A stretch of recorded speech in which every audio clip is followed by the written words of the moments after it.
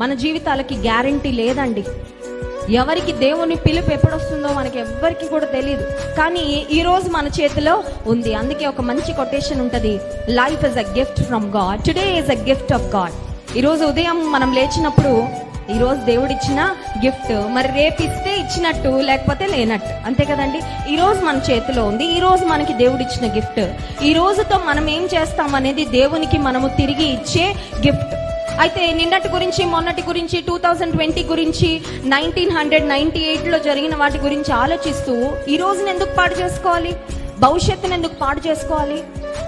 గతంలో మనం తీసుకున్న నిర్ణయాలను బట్టి ఇక్కడ ఉన్నాం.